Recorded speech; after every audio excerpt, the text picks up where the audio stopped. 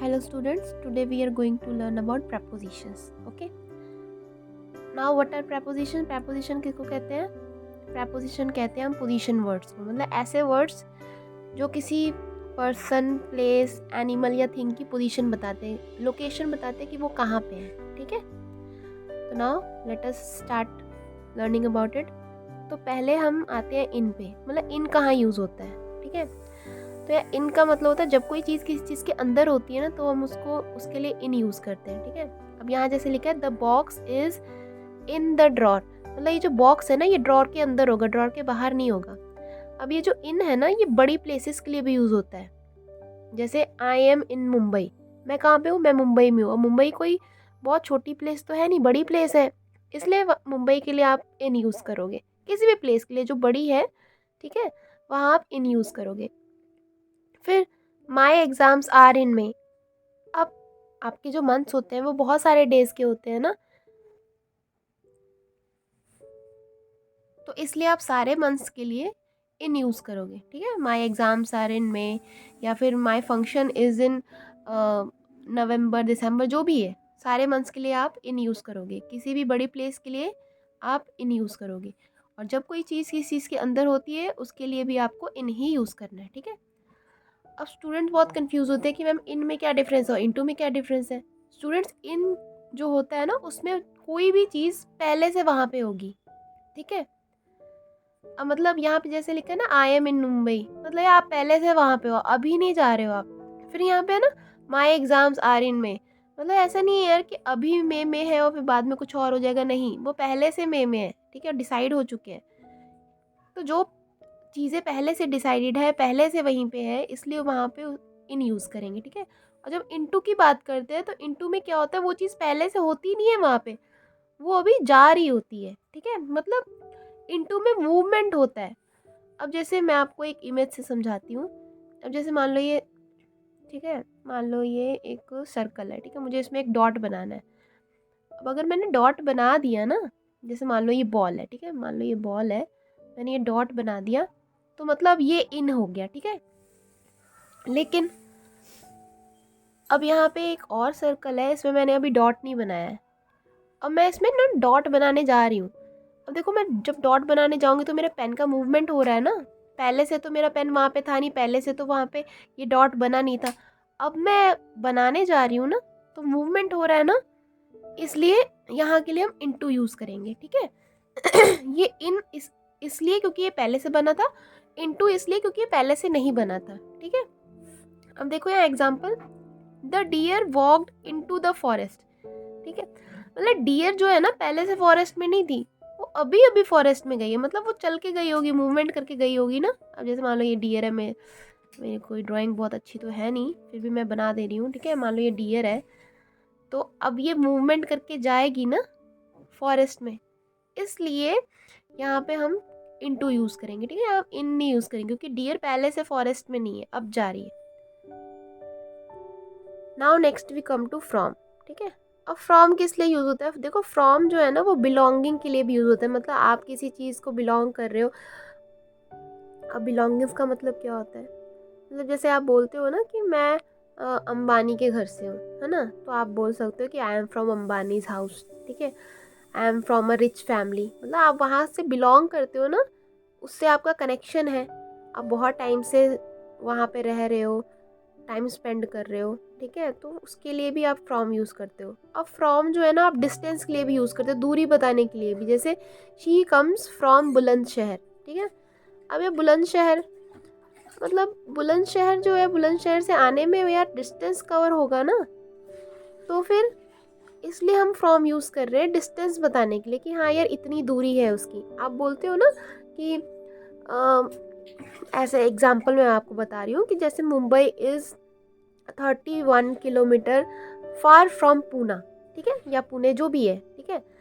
तो वहाँ पे भी आप क्या करते हो, वहाँ पे भी आप डिस्टेंस बताते हो. ठीक है. मैं अभी आपको कुछ क्विजेस भी दूंगी जिससे आपके ये सारी प्रॉब्लम सॉल्व हो जाएगी. आप एक बार ये वीडियो देख के वो क्विज भी सॉल्व करना. ठीक है. तो फ्रॉम एक तो हो गया बिलोंगिंग से और एक हो गया डिस्टेंस से. ठीक है. जैसे I belong, I am from joint family. ठीक है. She comes from Ambedkar Nagar. मतलब अम्बेडकर नगर से आती है तो डिस्टेंस यार ऐसा तो नहीं ना उड़ के चली आती है, डिस्टेंस तो कवर करती ही है।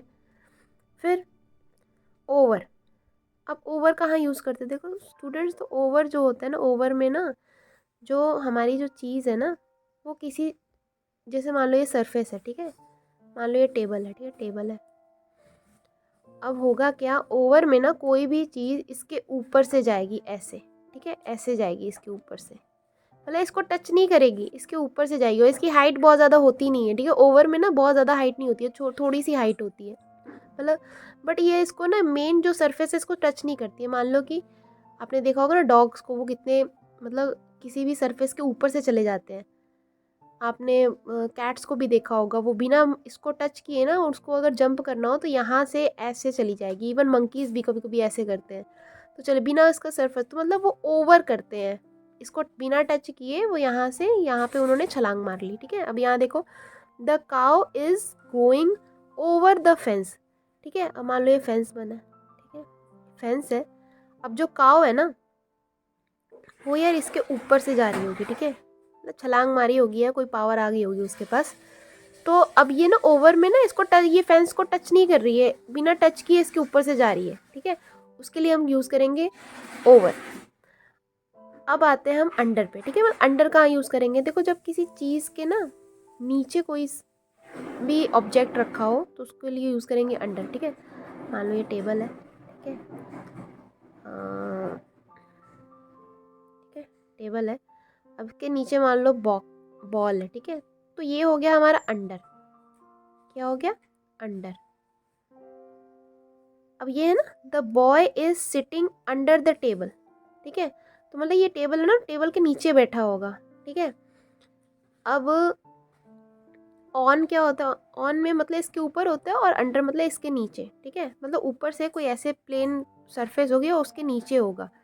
सिर्फ प्लेन ही नहीं होता है, अंडर द ट्री भी कभी कभी होता है, मतलब ऊपर से ना कोई शेड होगा, उसके लिए ही आप अंडर यूज़ कर सकते हो।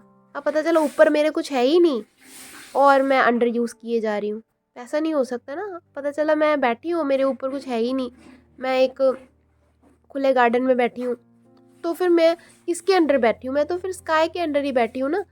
और अगर मान लो स्काई दिया ही नहीं है सेंटेंस में, फिर आप अंडर तो वहाँ यूज़ कर ही नहीं सकते, फिर वहाँ तो सिचुएशन ही चेंज हो गई। Okay, now let us come to the next proposition. Next proposition हमारा आउट, ठीक है। अब आउट क्यों कहाँ यूज होता है? आउट का मतलब होता है बाहर, ठीक है, आउट का मतलब बाहर होता है।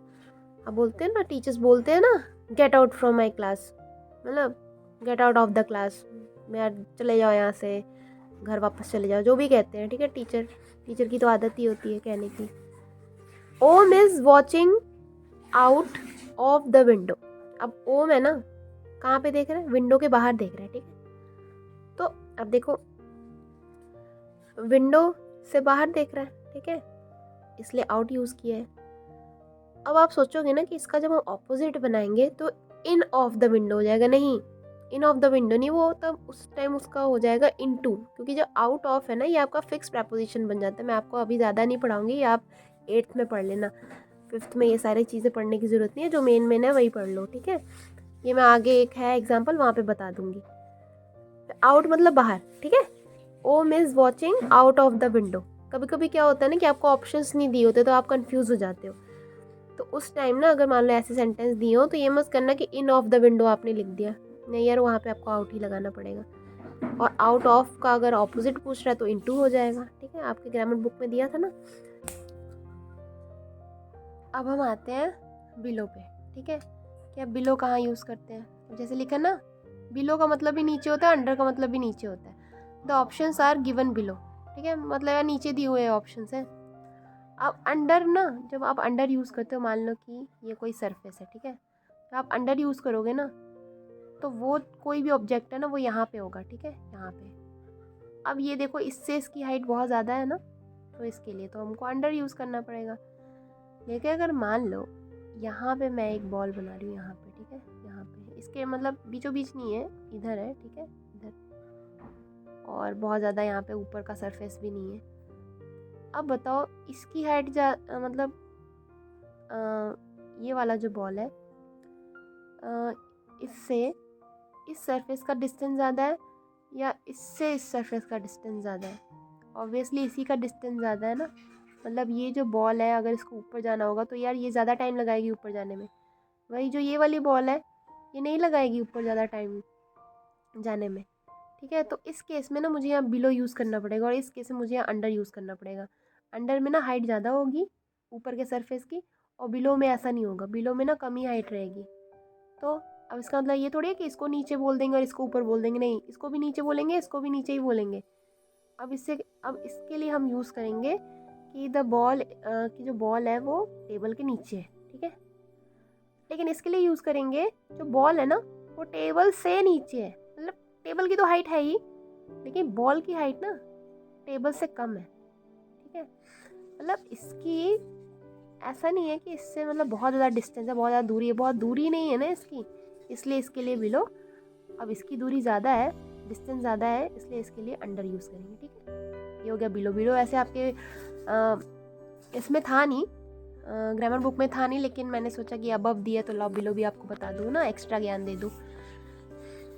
फिर आपका आता है बिसाइड। ठीक है, बिसाइड मतलब क्या होता है? बिसाइड मतलब बगल में। ठीक है, जैसे example he stands beside the door, मतलब यार वो डोर के पास खड़ा रहता है ना। जैसे आप लोग सुबह सुबह आते हो तो डोर के पास ही खड़े रहते हो कि यार कब मैम आएंगी, जैसे तो मैम आपको छोड़ के भागी गई है ना, ऐसे आप खड़े रहते हो। तो he stands beside the door, door के यार बगल में खड़ा रहता है हमेशा, है ना, डोर के पास में खड़ा रहता है। तो बिसाइड का मतलब किसी चीज़ के पास में या बगल में। ठीक है, बगल में, आप बगल में ज़्यादा समझो तो ज़्यादा अच्छा है। फिर जैसे आप अपने फ्रेंड के बिसाइड बैठना चाहते हो ना, फ्रेंड के बगल में बैठना चाहते हो ना, उसके लिए भी आप बिसाइड यूज़ करोगे। जैसे I want to sit beside my friend, मैं अपने फ्रेंड के बगल में बैठना चाहता हूँ। फिर आ गया आपका फॉर। ठीक है, अब यह फॉर मतलब किसी के लिए। ठीक है, जैसे this gift is for you, मतलब यार ये आपके लिए। ठीक है, जब किसी दूसरे के लिए होता है अपने लिए भी होता है तो हम फॉर का यूज़ करते हैं। जैसे this gift is for you, this pen is for me. ठीक है, this information is for you. ठीक है, दिस इज़ फॉर हर। तो इसके लिए हम फॉर यूज़ करते हैं, मतलब इसके लिए यार। फिर एट। अब एट का देखो हम कहाँ यूज़ करते हैं, ये ना, she is at her home. अब ना कि एग्जैक्ट लोकेशन बता रहे कि हाँ यार वो अपने घर पे ही है, ऐसा नहीं है कि अब आप ये थोड़ी बताओगे कि यार आई एम इन जलालपुर, है ना, या आई एम, अब किसी ने आपसे पूछा भैया आप कहाँ पे हो, आपने बोला मैं जलालपुर में हूँ। फिर ना मैं जलालपुर में कहाँ हूँ, तो मैं अपने घर में हूँ। तो अपने घर में, अब घर जो है वो तो एग्जैक्ट लोकेशन है ना, लेकिन जलालपुर तो एग्जैक्ट लोकेशन नहीं है। जब आप कहीं उतर जाते हो, आप मान लो किसी न्यू सिटी में गए, वहाँ पे आप उतर गए, फिर वहाँ, और वो प्लेस आपके लिए न्यू है, तो आप क्या कहोगे? मान लो कि मैं ही हूँ, ठीक है, मैं उत्तर प्रदेश पहली बार आ रही हूँ, मुझे अपने रिलेटिव्स को बुलाना है कि आप मुझे आओ या पिकअप करके ले जाओ। अब उन्होंने मुझसे पूछा भाई तू कहाँ है, और मैं बोलूँ मैं उत्तर प्रदेश में आ गई हूँ। अरे यार उत्तर प्रदेश, तो वहाँ तो मुझे इन लगाना पड़ेगा क्योंकि उत्तर प्रदेश तो बहुत बड़ा है। बट यार जब मुझे किसी को अपनी लोकेशन बतानी है, एग्जैक्ट लोकेशन की, ताकि आके वो मुझे पिकअप कर सके, तो उसके लिए मुझे ऐट यूज़ करना पड़ेगा ना। ऐट जो है छोटे प्लेसेस के लिए यूज़ करते हैं, एग्जैक्ट लोकेशन के लिए कि हाँ यार मैं इस चौराहे पे हूँ, इस शॉप के पास हूँ, ठीक है, ये मेरी डेस्टिनेशन है, उसके लिए हम ऐट यूज़ करते हैं। और टाइम के लिए भी ऐट यूज़ करते हैं, मतलब परफेक्ट टाइम के लिए। जैसे मान लो आई वेक अप, ठीक है, मैं मान लो मैंने लिखा आई वेक अप एट, ठीक है, 5 o'clock। ठीक है, एग्जैक्ट टाइम है ना कि हाँ यार मैं इतने बजे उठती हूँ, तो टाइम के लिए भी आप एट यूज़ करते हो। ठीक है, चलो अब एट ना आप ऐसे सेंटेंस के लिए भी यूज़ करते हो, जैसे she is at the gate, मतलब यार वो गेट पे ही आ गई है। ठीक है, she is at the door, या वो मतलब डोर पे ही खड़ी है, उसके लिए भी आप एट यूज़ करते हो। फिर आ गया आपका बाय। ठीक है, अब देखो बाय कहाँ यूज़ करते हैं ना, बाय ना पता हम टाइम दिखाने के लिए भी यूज़ करते हैं। जैसे इट इज़ 4 o'clock, जब मैं आपको क्लास में समझा रही थी कि it is 4 o'clock bye my watch, या मेरी वॉच में 4 o'clock हो रहे, ज़रूरी ना सामने वाले की वॉच में भी 4 o'clock ही हो रहे होंगे। तो यार अगर क्लॉक हो, वॉच हो, ठीक है, तो आपको वहाँ पे बाय यूज़ करना है। ठीक है, इन माई वॉच नहीं कर सकते आप। इन माई वॉच अब स्टूडेंट्स कहते हैं मैम इन माई वॉच क्यों नहीं कर सकते? देखो यार इन माई वॉच इसलिए नहीं कर सकते ना यार, क्योंकि मेरी घड़ी में तो यार बताएगा 4 o'clock ज़रूरी है, सामने वाले की घड़ी में भी यार वही बताएगा, ठीक है। तो मतलब यार मेरी घड़ी से अगर मान के चलो तो अब तो यार 4 o'clock हो रहा है, लेकिन अगर उस सामने वाले की घड़ी से पता चला कि उसने 10 मिनट बढ़ा रखी है, तो आप इन तभी यूज़ कर सकते हो जब सबके वॉच में या सबके क्लॉक में वही टाइम हो रहा हो, ठीक है। तो वो टाइम तो होता नहीं, इसलिए हमें यहाँ बाय यूज़ करना पड़ता है। फिर है आई ट्रैवल बाय बस। अब देखो मैंने आपको बताया था ना कि बाय जो है आप मीन्स के लिए यूज़ करते हो, ठीक है, मीन्स ऑफ कम्युनिकेशन या फिर मीन्स ऑफ ट्रांसपोर्ट, जैसे by bus, by air, by land, by water, by car, by scooter, by cycle, ठीक है। तो ये जो है ना मीन्स ऑफ मोड के लिए आप ये भी कह सकते हो कि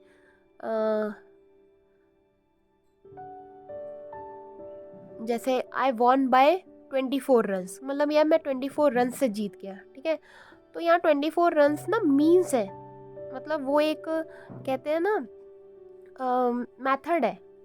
मीन्स अब मैं आपको हिंदी में कैसे ही समझाऊं। अब मीन्स हम कह सकते हैं ना तरीका, ठीक है, कि यार आई वॉन बाय 24 रन, या मैं 24 रन से जीत गया, ठीक है। I talk to my teacher by phone, मतलब मैं फ़ोन से अपने टीचर से बात करता हूँ या बात करती हूँ, ठीक है। तो अब यहाँ फ़ोन जो है ना वो क्या है, वो भी एक मीन्स है ना, मीन्स ऑफ कम्युनिकेशन है, उससे बात होती है, ठीक है। तो उस केस में भी आप बाय यूज़ करोगे। बाय इधर वॉच या क्लॉक में टाइम दिखाने के लिए, और इधर मीन्स ऑफ ट्रांसपोर्ट के लिए लैंड, एयर, वाटर लिखा हो, या बस, व्हीकल, कोई भी किसी भी चीज़ का नाम लिखा हो, तब भी आपको बाय यूज़ करना है, ठीक है। बाय यार आप मेथड के लिए भी यूज़ करते हो, मतलब क्या है, मैं इस मेथड से ऐसे मैंने कर लिया, ठीक है। फिर अभी आपको जब आपको मैं क्विज़ कराऊंगी ना, तो आपको अच्छे से समझ में आ जाएगा, ठीक है। तो डोंट वरी, इतना आपके सिलेबस में दिया नहीं है, आपके सिलेबस में तो बस इतना ही दिया था, एक ये टाइम वाला दिया था, टाइम वाला भी सॉरी आपको नहीं दिया था, आपको बस ये मीन्स वाला दिया था, तो मैंने सोचा कि लाओ ये भी बता दूँ, ठीक है। फिर आपका आता है ऑफ। अब यार ऑफ किस लिए यूज़ करते हैं? ऑफ ना आप सेंटेंस से समझो, जैसे Mahatma Gandhi was of polite nature, मतलब महात्मा गांधी का जो नेचर था ना वो पोलाइट था, मतलब पोलाइट नेचर के थे। आप बोलोगे ऑफ का मतलब क्या होता है, ऑफ का मीनिंग क्या होता है, बोलो उसका मतलब होता है का।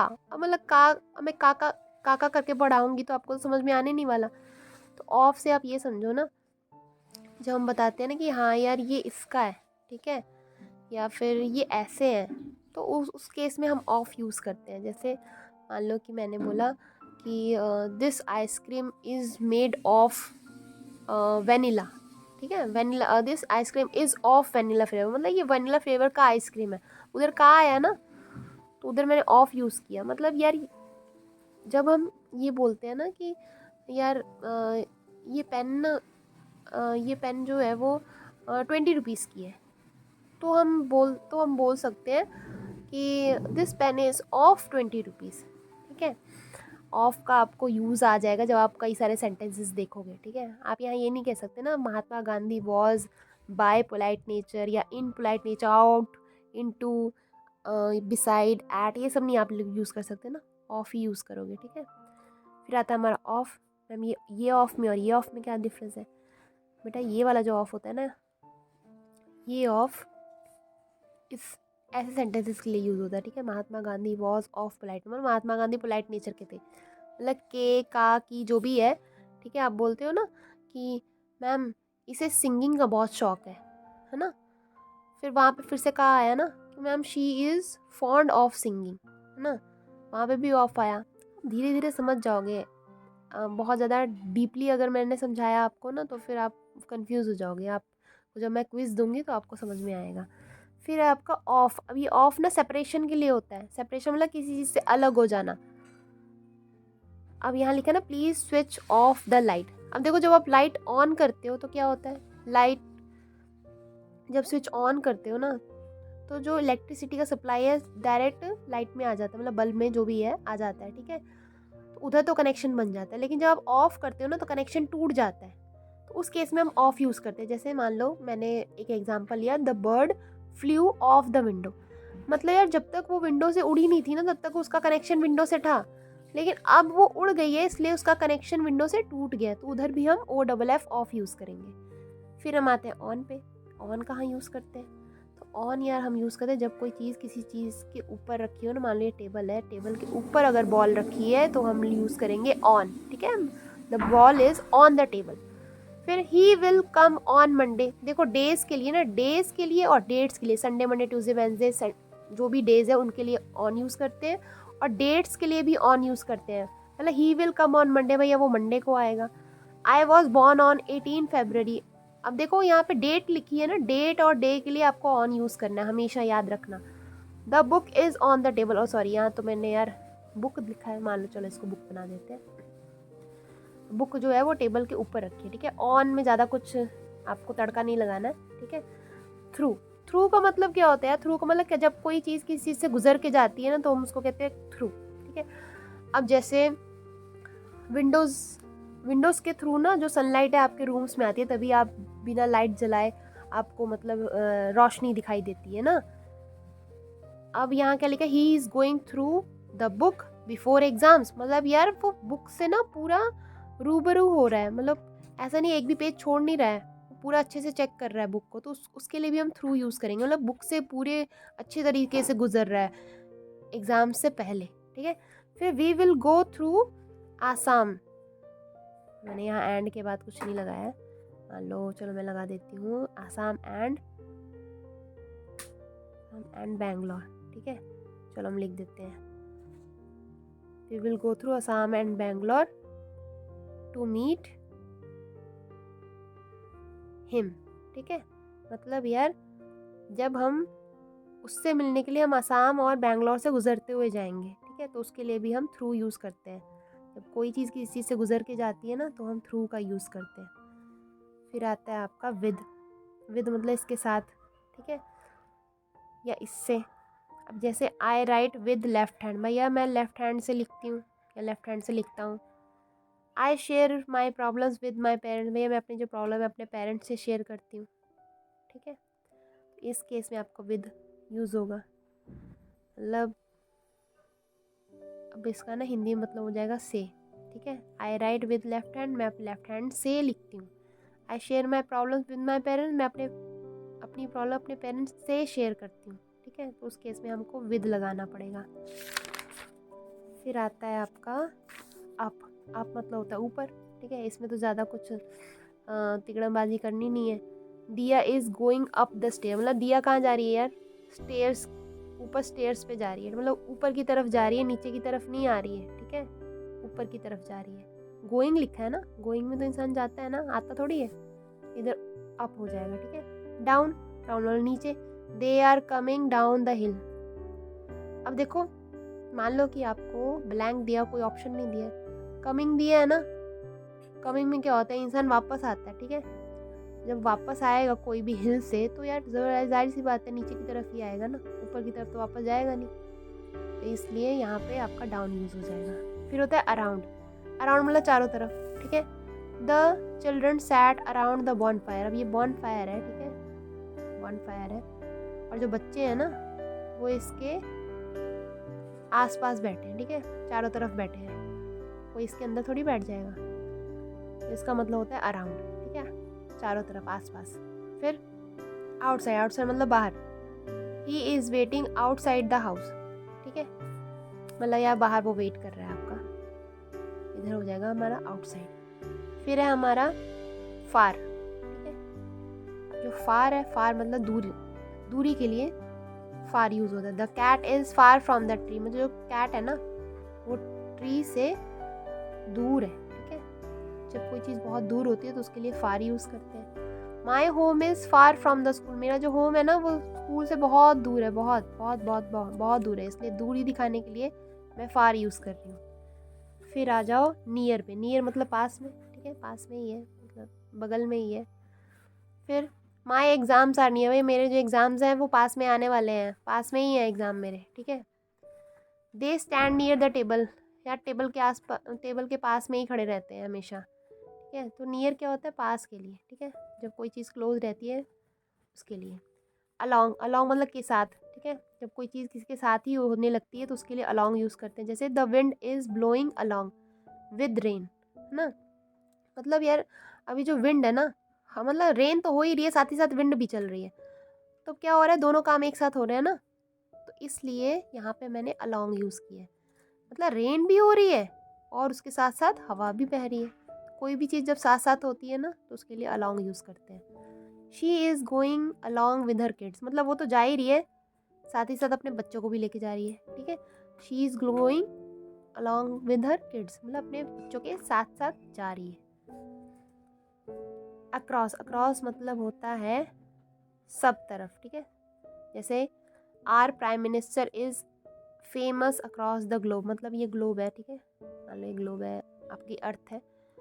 अब ना ये सब जगह, चाहे इधर से इधर आप आओ, चाहे आप इधर से इधर जाओ, इधर से इधर आओ या इधर से इधर जाओ, सब जगह क्या है, हमारे जो प्राइम मिनिस्टर है वो फेमस है, ठीक है। इसलिए मैंने यहाँ अक्रॉस यूज़ किया, मतलब अक्रॉस मतलब बियॉन्ड, ठीक है। आप यहाँ से यहाँ जाओगे, यहाँ से यहाँ जाओगे, यहाँ से यहाँ जाओगे, सब जगह वो अक्रॉस वो फेमस है।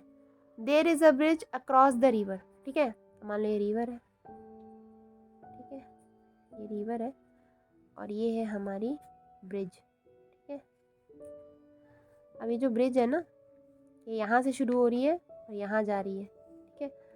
अब चाहे पर्सन यहाँ से यहाँ आए, चाहे यहाँ से यहाँ जाए, ठीक है तो अक्रॉस ही ना, मतलब पूरे ये रिवर को कवर कर रही है ना, तो इस केस में भी हम अक्रॉस यूज़ करेंगे। यहाँ ओवर मत यूज़ कर देना, वो सोचना कि यार अब मुझे कहना पड़ेगा कि ओवर, ठीक है। यहाँ पे कोई मूवमेंट थोड़ी हो रहा है, वो तो ब्रिज तो पहले से है ना वहाँ पे। ये हम थोड़ी कह रहे हैं कि the bridge is flying over the, नहीं यार वो ब्रिज तो पहले से ही उधर है ना, इसलिए यहाँ क्रॉस यूज़ करेंगे। फिर है बिहाइंड, बिहाइंड मतलब किसी चीज़ के पीछे। The child is hiding behind the door, मतलब जो चाइल्ड है, अब देखो हाइडिंग वर्ड लेगा ना, हाइडिंग मतलब होता है छुपना, ठीक है। अब कोई कहाँ ही छुपेगा यार, डोर के ऊपर ही ना छुप जाएगा, डोर के पीछे ही छुपेगा, जाहिर सी बात है। हाइडिंग लिखा है तो मुझे यूज़ करना है यहाँ बिहाइंड, ठीक है। The child is hiding behind the door, मतलब डोर के पीछे छुपा हुआ है बच्चा। There is a secret behind this success, मतलब ये सक्सेस के पीछे, सफलता के पीछे एक सीक्रेट है, ठीक है। तो यहाँ पे भी बिहाइंड, बिहाइंड मतलब पीछे होता है ना, तो इधर भी हम बिहाइंड का यूज़ कर रहे हैं। आउट ऑफ, ठीक है, the actor came out of the hotel, out of मतलब, अब आउट ऑफ ना आपका फिक्स प्रपोजिशन है, कुछ कुछ ना प्रपोजिशंस ऐसे होते हैं फिक्स प्रपोजिशन, ठीक है। ये आप जब बड़ी क्लासेस में जाओगे आपको पढ़ने को मिलेगा, कुछ ऐसे वर्ड्स होते हैं जिनके साथ ना आपकी वही वाली प्रपोजिशन यूज़ होती है, फिक्स है, इसको कहते हैं आउट ऑफ, ठीक है। मतलब आउट के साथ ना मैं इन नहीं लगा सकती, ना आउट एट नहीं कर सकती, out across, out behind, out far, out near, out around, ऐसे नहीं कर सकते। आउट के साथ मुझे ऑफ ही लगाना पड़ेगा। कुछ कुछ वर्ड्स स्टूडेंट्स ऐसे होते हैं ना जिनके साथ आपको एक ही प्रपोजिशन लगानी पड़ती है, जैसे मान लो मैंने लिख दिया सरप्राइज, ठीक है, तो ना कभी कभी ना सरप्राइज के साथ एट लगाना पड़ता है, ठीक है।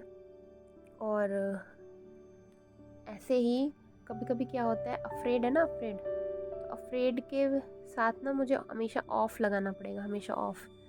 ये नहीं कि मैंने अफ्रेड इन कर दिया, अफ्रेड फ्रॉम कर दिया, अफ्रेड ऐट कर दिया, नहीं, अफ्रेड के साथ हमेशा ऑफ लगाना पड़ेगा। कुछ कुछ ऐसे वर्ड्स होते हैं जिसके साथ एक ही प्रपोजिशन यूज़ होती है। कंडीशंस अगर अप्लाई हो तो हो सकता है, ठीक है, उसके लिए आपको ज़्यादा पीएचडी करने की ज़रूरत नहीं है, बस इतना ही था। अब इससे ज़्यादा आपके प्रपोजिशंस है नहीं आपके बुक्स में, 2 प्रपोजिशन मैंने आपको एक्स्ट्रा ही करा दिए। इसके बाद आपको सॉल्व करो और देखो आपको कितना आ रहा है।